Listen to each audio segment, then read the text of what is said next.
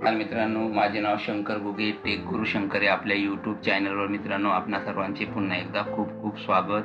मित्रांनो, चॅनलवर जर पहिल्याच वेळेस आला असाल तर प्लीज चॅनलला सबस्क्राईब करा. मित्रांनो, मी आपल्यासाठी माहे डिसेंबर 2025 या महिन्याचे शालेय पोषण आहार दैनंदिन पाककृती नियोजन घेऊन येत आहे. मित्रांनो, आज 30 नोव्हेंबर तारीख आहे. उद्यापासून नवीन महिना सुरू होत आहे, डिसेंबर 2025. तर मित्रांनो, आपल्याला डिसेंबर या महिन्यामध्ये कोणत्या दिवशी कोणती पाककृती शिजवायची याचे नियोजन मी बनवले आहे मित्रांनो. तर हे नियोजन मित्रांनो कशाच्या आधारावर बनवता येईल आपल्याला. तर मित्रांनो, आपल्याला राज्य शासनाकडील 28 जानेवारी 2025च्या GRचा संदर्भ घ्यावा लागेल. या GR नंतर मित्रांनो राज्य शासनाकडून शालेय पोषण आहार पाककृती बदलाबाबत कोणतेही नवीन GR इश्यू झालेला नाही. त्यामुळे आपल्याला या GRचा संदर्भ घ्यावा लागेल. तर हा GR आपण थोडक्यात समजून घेऊ. बघा मित्रांनो, प्रधानमंत्री पोषण शक्ती निर्माण योजनेअंतर्गत निश्चित केलेल्या पाककृतीमध्ये सुधारणा. ओके. तर मित्रांनो बघा, आपल्या खाली बघा शासन निर्णय. यामध्ये मित्रांनो आपल्याला अनुक्रमांक 1 ते 12 अशा 12 पाककृत्या राज्य शासनाने सुचवलेल्या आहेत. ह्या पाककृत्या आपल्याला कोणत्या दिवशी कोणती पाककृती बनवायची ही आपल्याला जिल्हा स्तरावरून याचे नियोजन मिळणार आहे. सर्वप्रथम आपण या GR मधले 2-3 मुद्दे समजून घेऊ. बघा, त्यासाठी आपल्याला मुद्दा क्रमांक 2 हा समजून घ्यावा लागेल. विद्यार्थ्यांना देण्यात येणाऱ्या आहारात वैविध्यता आणण्याच्या दृष्टीने उपरोक्त तक्त्यातील अनुक्रमांक 1 ते 10 पाककृती वेगवेगळ्या दिवसासाठी निश्चित करण्यात याव्यात.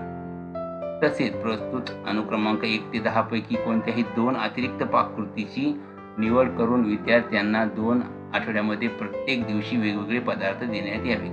बघा मित्रांनो, इथे आपल्याला एकूण 12 पाककृती आहेत, परंतु 1 ते 10 पाककृत्या आपल्याला कंपल्सरी आहेत. बघा, मुद्दा क्रमांक 3 मध्ये त्याविषयी स्पष्टता केलेली आहे. उपरोक्त पाककृतीमधील अनुक्रमांक 11 व अंडा पुलाव व अनुक्रमांक 12 गोड खिचडी नाचणी सत्व या पाककृती पर्यायी स्वरूपात देण्यात येत आहेत. केंद्र शासनाने स्नेह भोजनाद्वारे योजनेअंतर्गत लोकसहभाग वाढवण्याच्या सूचना दिल्या आहेत. तर मित्रांनो, या एकूण 1 ते 12 पाककृत्यामधील आपल्याला 10 पाककृत्या कंपल्सरी आहेत. 11 आणि 12 क्रमांकाची पाककृती ही ह्या पाककृत्या बनवण्यासाठी लोकसहभागातून मटेरियल प्राप्त झाले तरच ह्या पाककृत्या बनवायच्या आहेत. तर मग मित्रांनो, आपल्याला 2 आठवड्यामध्ये वेगवेगळे प्रत्येक दिवशी वेगळी पाककृती द्यायची आहे. 2 आठवड्यामध्ये 12 दिवस येतात, परंतु पाककृत्या तर 10 आहेत. तर बघा, इथे शासनाने स्पष्ट केलेले आहे. बघा, अनुक्रमांक 1 ते 10 पैकी कोणत्याही 2 अतिरिक्त पाककृतीची निवड करून विद्यार्थ्यांना 2 आठवड्यामध्ये प्रत्येक दिवशी वेगळे पदार्थ देण्यात यावे. म्हणजे आपल्याला या 1 ते 10 पैकी कोणत्याही 2 पाककृती पुन्हा घ्यायच्यात. ओके. आता राज्य शासनाने तर आपल्याला पाककृत्या शिजवल्या, मग नियोजन कोण करणार आणि आपल्याला कसे मिळणार? त्यासाठी मित्रांनो आपल्याला मुद्दा क्रमांक 5 वाचावा लागेल.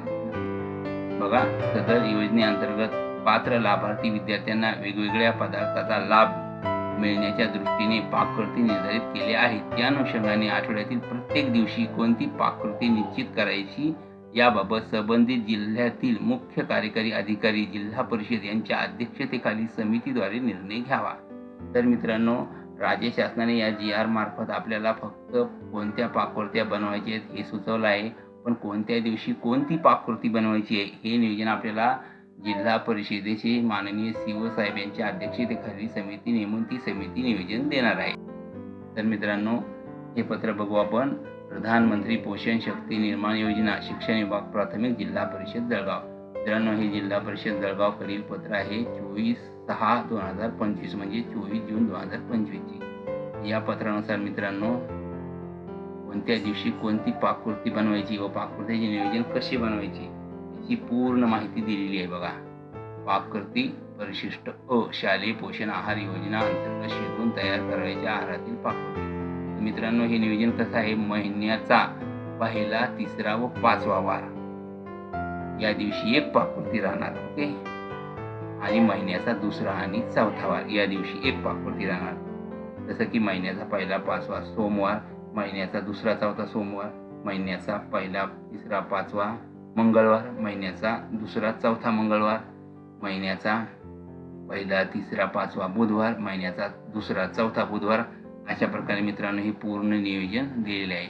तर या नियोजनाचा संदर्भ घेऊन आणि राज्य शासनाकडील 28 जानेवारी 2025 या जी.आरचा संदर्भ घेऊन मी माहे डिसेंबर 2025 या महिन्याची शालेय पोषण आहार दैनंदिन पाककृती नियोजन बनवले आहे मित्रांनो. हे नियोजन आपण महाराष्ट्रातील कोणत्याही जिल्ह्यात बिनधास्त वापरू शकता.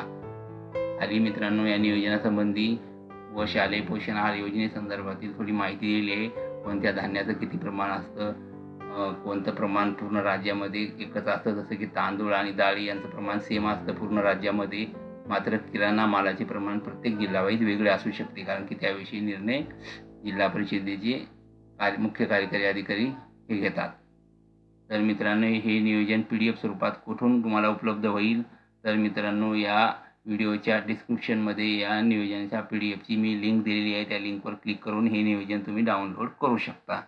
तर मित्रांनो आपल्याला अशाच प्रकारे प्रत्येक महिन्याचे शालेय पोषण आहार दैनंदिन पाककृती नियोजन मिळवण्यासाठी आपल्या टेक गुरु शंकर या चॅनलला सबस्क्राईब करा, व्हिडिओला लाईक करा, व्हिडिओ शेअर करा, कमेंट करा. धन्यवाद.